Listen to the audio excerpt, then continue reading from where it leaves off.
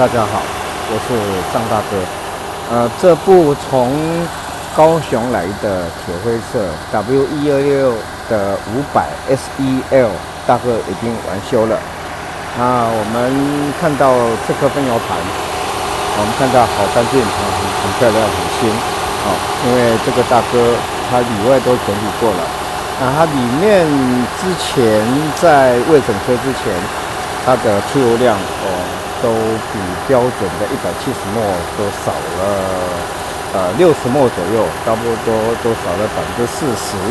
那所以说这部车就很难发动啊，而且因为稀薄燃烧，引擎容易过热。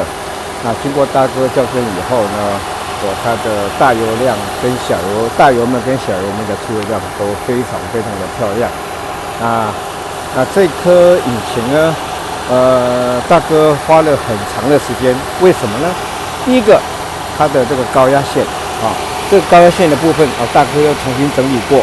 那我发现呢，在这一边的5、6、7、8缸，它的高压线是故障的，所以大哥换了半组的高压线。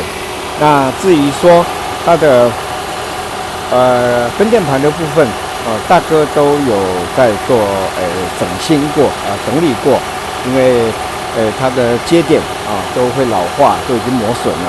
大哥已经有大概整修过。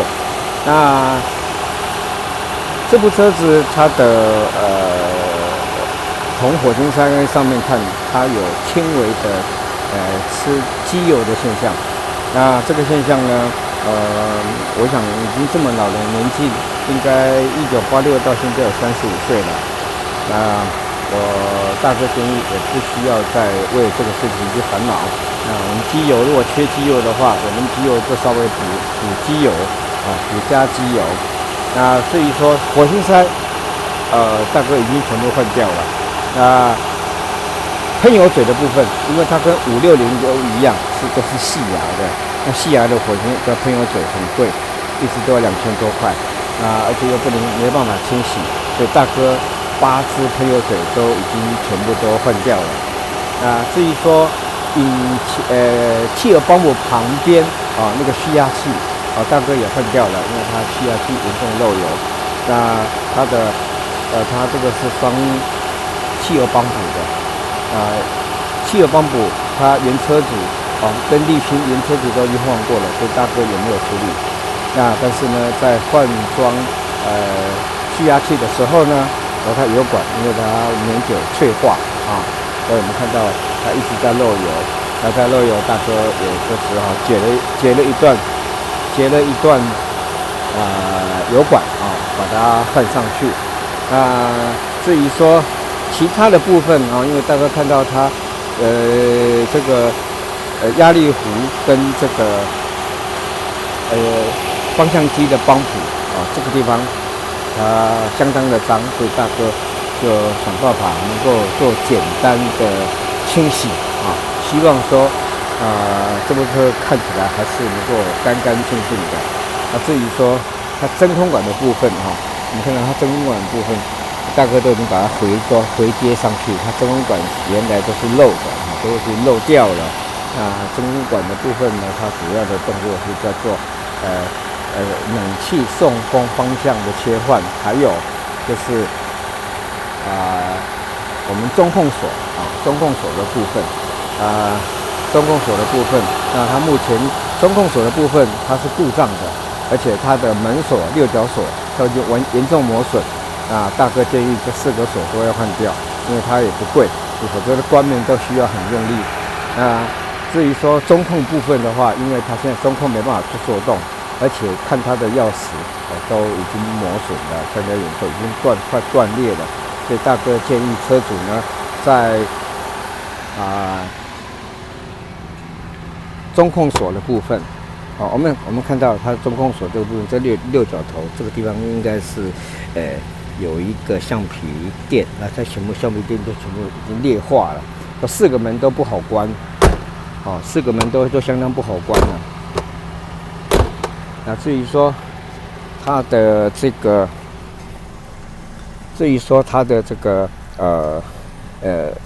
档位开关它有时候在 P 档的时候它没办法启动，可能要到 N 档或者要 P 档稍微摇动一下。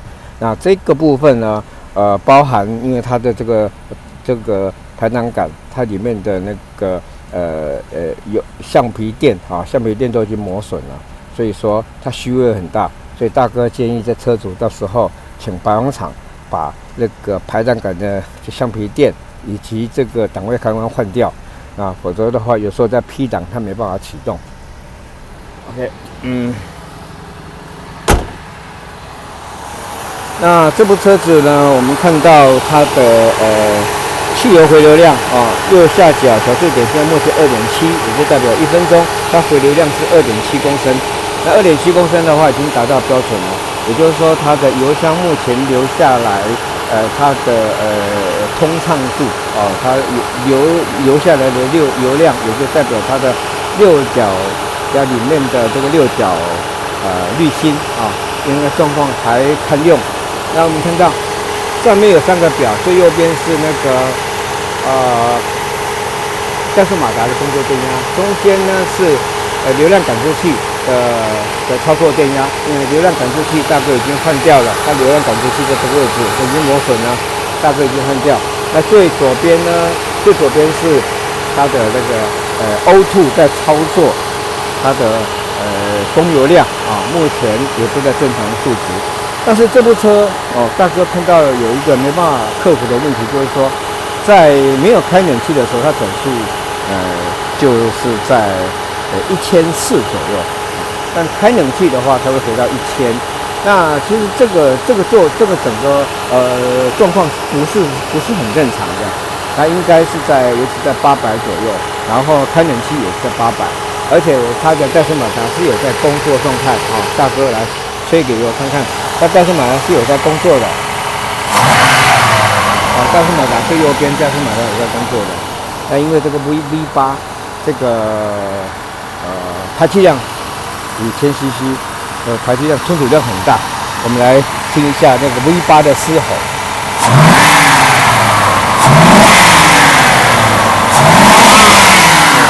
这个超大排气量，它的扭力跟这个吞吐量是相当大。OK， 大哥到车子里面来，我们来看一下。没有说它转速表还蛮正确的，因为现在大哥没有开冷气，它转速还是在1400左右。那大哥把冷气打开 ，OK， 好，它就回到大概在1000左右。那它的这个现象啊，因为是电脑在控制怠速马达在维持转速。那这一点大哥是没办法克服，可能是因为线路老化。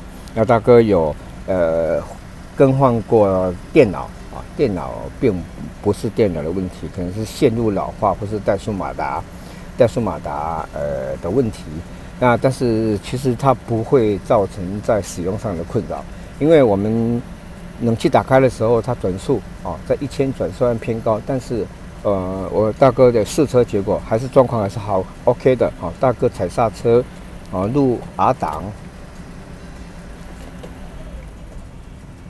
它大概在800左右，入 R 档，它的排档，大哥试下来是还顺畅，但是因为转速稍微偏高，那这一点大哥就没有办法克服。试过各种方法，所以说他整个工作都有在正常在运作。好，大哥关掉电门，好，重新启动，这1点就着了。好，大哥做个加油。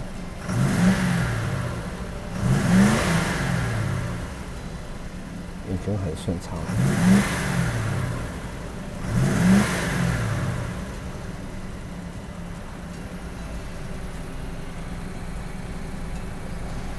OK， 我们到外面来。